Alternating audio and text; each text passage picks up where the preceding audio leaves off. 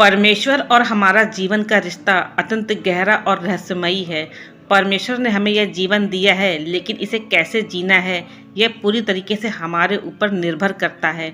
हमारी सोच, हमारे कर्म और हमारी आस्था यह तय करते हैं कि हमारा जीवन किस दिशा में जाएगा।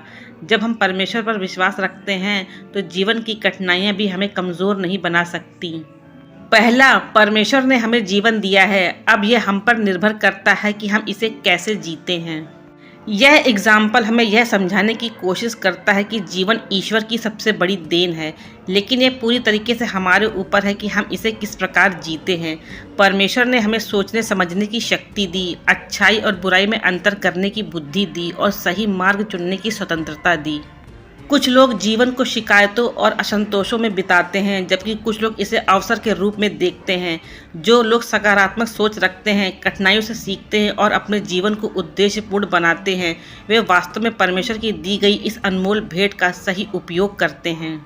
दूसरा, परमेश्वर से कुछ मांगो मत, बस उसका धन्यवाद करो, क्योंकि उसने तुम्हें बहुत कुछ दिया है। बहुत बार हम ईश्वर से कुछ ना कुछ मांगते रहते हैं, धन, सफलता, सुख, शांति, लेकिन हमें यह सोचना चाहिए कि जो कुछ हमारे पास पहले से है वह भी परमेश्वर की कृपा से मिला हुआ है। जब हम किसी को धन्यवाद देते हैं तो हमारे अंदर संतोष की भावना आती है। यदि हम हमेशा कुछ न कुछ मांगते ही रहेंगे तो हमें अपने पास जो कुछ पहले से है उसकी कद्र ही नहीं होगी। हमें यह समझना चाहिए कि जो कुछ भी हमें मिला है, शरीर, बुद्धि, परिवार, दोस्त, अवसर, ये सब किसी न किसी रूप में परमेश्वर का आशीर्वाद है। जब हम धन्यवाद की भावना रखते हैं तो हमारा मन शांत रहता है और हम अधिक प्रसन्नता से जीवन जीते हैं। तीसरा, जो व्यक्ति परमेश्वर पर पूर्ण विश्वास करता है वह कभी भी हार नहीं मानता।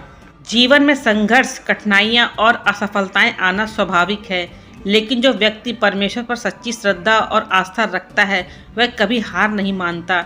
ईश्वर में विश्वास हमें यह सिखाता है कि हर कठिनाई के बाद एक नया अवसर आता है और हर असफलता हमें कुछ न कुछ सिखाने के लिए होती है।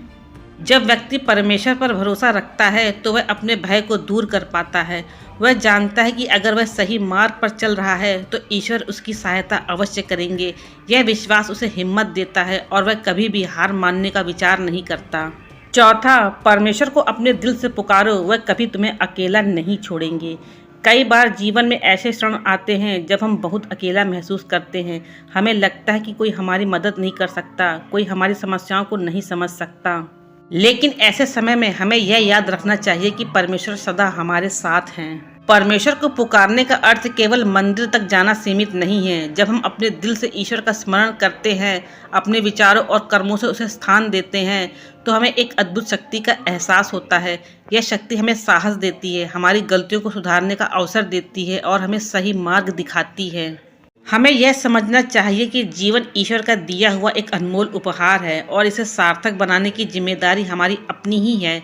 हमें हमेशा अपने पास जो कुछ है उसके लिए परमेश्वर का धन्यवाद करना चाहिए और शिकायत करने की बजाय अवसरों को पहचानना चाहिए।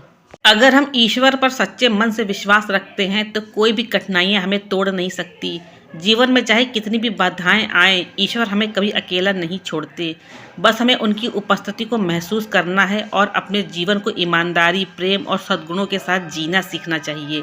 यही सच्चे अर्थों में ईश्वर और जीवन का रहस्य है।